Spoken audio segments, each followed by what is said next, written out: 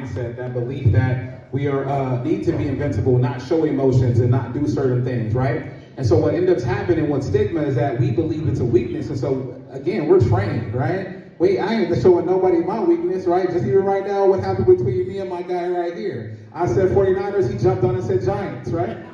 That is what happens. That is by define, that is by decode how we run and how we operate. So from a young age, you've been always taught to not show your emotions. You've been told not to cry when you have a hard time. You've been told to kind of get it together. Then what makes us think at just a certain age it's going to click for us and we're going to be open enough to then have that conversation? That's not how it happens, right? So oftentimes for us, we have to learn. We have to kind of unlearn all the things that we did and kind of step out on faith in some areas and kind of really be the first for multiple, maybe our generations, to show, hey, man, men are strong and men have emotions. It's all right to be vulnerable, man, right? I've learned strength comes in multiple ways and facets. It's not just the tough guy who acts like he has all the answers.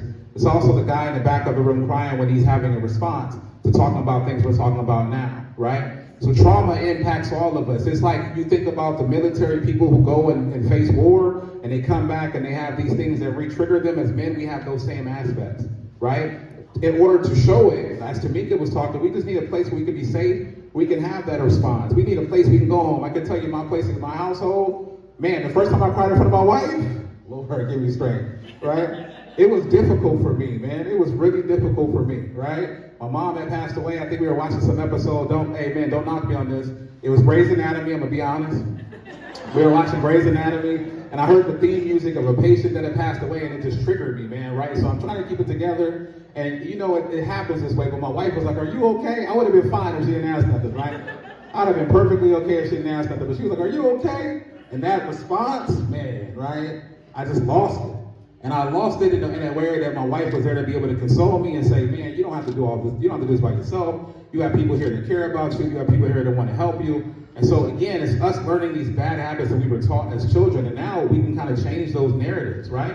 We want to be able to provoke the responses in our young men. We want them to see that you can be resilient. We want them to see if they go through things that they have an answer or a family there to be supportive. Because if they don't learn it then, when are they going to learn it? If you get to be an man and you get to be an adult, if you've never learned that it was okay for you to show those emotions, a lot of men in here probably will tell you it's difficult to show it in a marriage or in a different aspect of that, but now you are kind of programmed to face emotion a certain way. And so the stigma is often that we are weak. The stigma is often that we are unmasculine. The stigma is often that we are emotional. No man wants to be called any of the three of those things, but it takes all of us in this room to not have that same response when you see a man going through some emotions, right? It's all right to cry. I know it's crazy to say, and I'm now a proponent of that. I mean, I'm proud all the time. Come on now, right?